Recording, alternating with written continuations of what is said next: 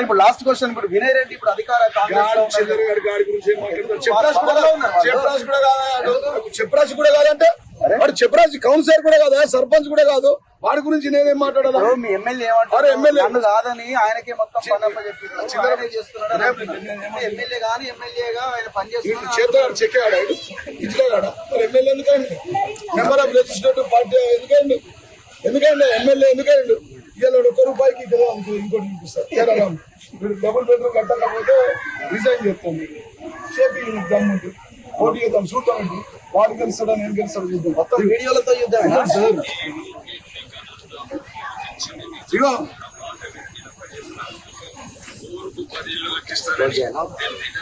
వేరే ఛానల్ ఏదైతే ఏం కాదా ఒక్కడు నేను చెప్తా, కాపీ రైట్స్ కింద పెట్టు, వాళ్ళ పేరు పెట్టు.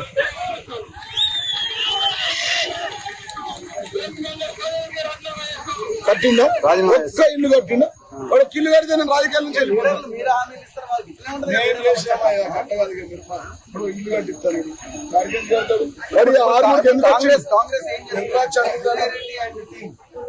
ఇద్దరు ములాఖాత్ అయ్యారు, వినయ్ రెడ్డి గారు, రాకేష్ రెడ్డి గారు, మరి సుదర్శన్ రెడ్డి గారు సుదర్శన్ వచ్చింది ఏమంటే వచ్చింది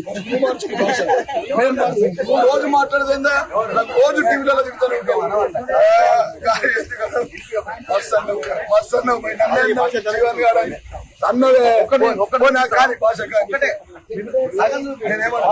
ఇప్పుడు అంకాపూర్ ఇలా ఇనాగ్రేషన్ చేసి కత్తెర గ్యాంగ్, చెడ్డి గ్యాంగ్ దొంగల లెక్క ఇది కత్తెర గ్యాంగ్.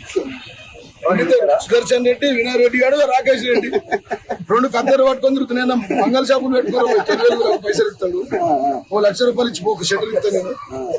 అర్థమైందా? అందుకే మంగళ షాప్ పెట్టుకోమని. ఎంత ఖర్చు పెడుతున్నావు?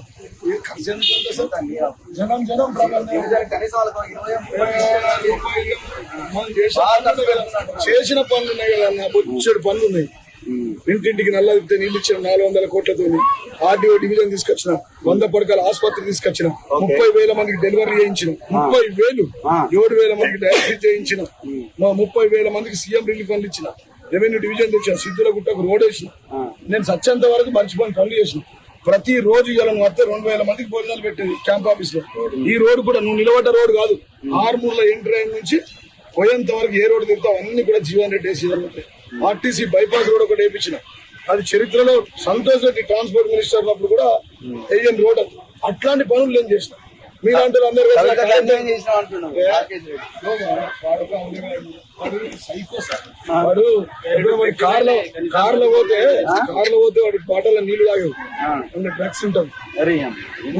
కూర్చున్నప్పుడు చెప్తున్నా, మన పొద్దున 6 గంటలకు ఇంటర్వ్యూ, 6 గంటలకు ఇంటర్వ్యూ కాశబాయి తీసుకుపోయి వేరే ఉంటుంది, కింద 10కి వేరే ఉంటుంది. ఆ నీళ్లు తాగినాక ఇట్లా కొడుతూ ఉంటాడు, ఇక కుక్కలాగా అరుస్తాడు. నేను చెప్తున్నా, ఆర్మూర్ పాల్ అడి పేరు, పాల్ కే పాల్ లేడా, ఆర్మూర్ పాల్ అనే పేరు నిజం.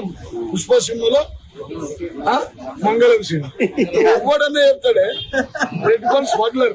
ఇప్పుడు వీడు వచ్చింది పదవిలోకి ఇక్కడ ఆర్మూర్ ప్రజలకు సేవ్ అయ్యడానికి కాదు, ఒప్పంది పట్టించుకోలే.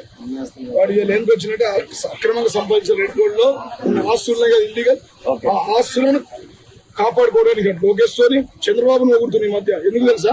కేసు మాఫీ గురించి. వాడి సీజ్ అయిన ఎర్రచందనం ముందు ఇల్లీగల్, లీగల్ కాదు సార్. లీగల్ అయితే GST కడితే రాజకీయాల నుంచి వెళ్ళిపోతాయి, రాజకీయాల నుంచి వెళ్ళిపోతాయి. సరే వీడిని అఫిడవిట్ నువ్వు చూడు, మీకు ఆఫీసర్కి ఫోన్ చేయి.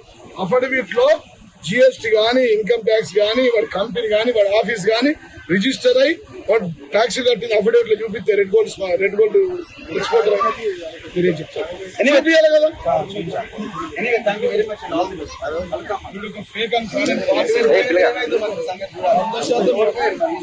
గెలుస్తాము, మళ్ళా తిరిగి ఇక్కడి నుంచి అవార్డు చాలు చేస్తాము. తెలంగాణ తొలి ముఖ్యమంత్రిని 3వ ముఖ్యమంత్రి చేస్తాం. ఇక దంచాలంటే అదే